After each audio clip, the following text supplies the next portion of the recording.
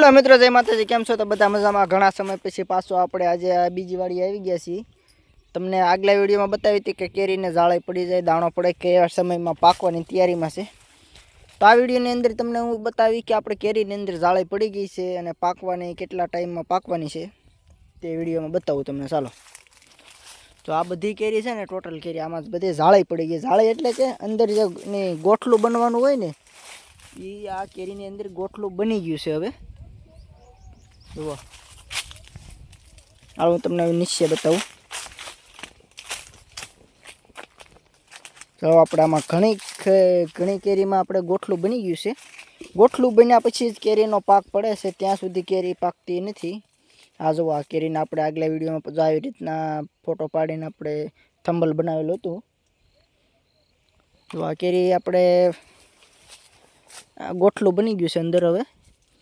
હવે અંદરથી આપણે એને જે કેરી સુધારીને તો સફેદ ન નીકળે, હવે એનો કલર અંદરથી પીળો થઈ જાય છે, કારણ કે અંદર હવે પીળી કલમ કેરી નીકળે છે, કારણ કે હવે એનો સમય આવી ગયો છે કેરી પાકવાનો, એટલા માટે અંદરથી આપણે પીળી કેરી નીકળે છે।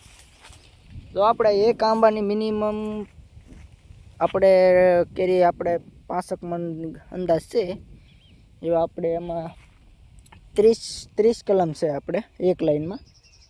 આટલો બધો કેરી નથી, 5 મણનો એક એટલે 30 મણનો તમે હિસાબ કરી લેજો। એક કલમે 5 મણ કેરી છે અને આ વર્ષે કેરીમાં માંગ વધુ રહેવાની છે, કે કેરી ઓણ છે નહીં એટલી બધી, એટલા માટે કેરીનો માર્કેટ પણ રહેવાની છે।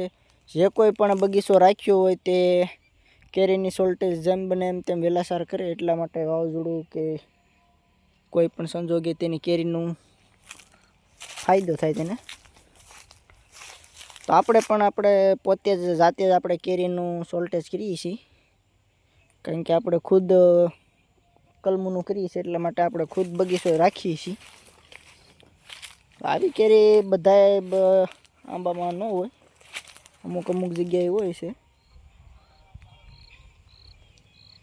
હવે આપણે થેસરમાંથી નવરા થઈ ગયા એટલે એટલા માટે આપણે કેરીના વિડીયો પણ બનાવીએ છીએ।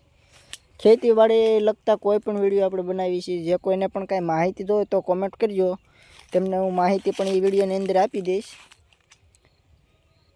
તો આવા નવા વિડીયો જોવા માટે અમારી ચેનલ સબસ્ક્રાઈબ કરજો, સપોર્ટ કરજો।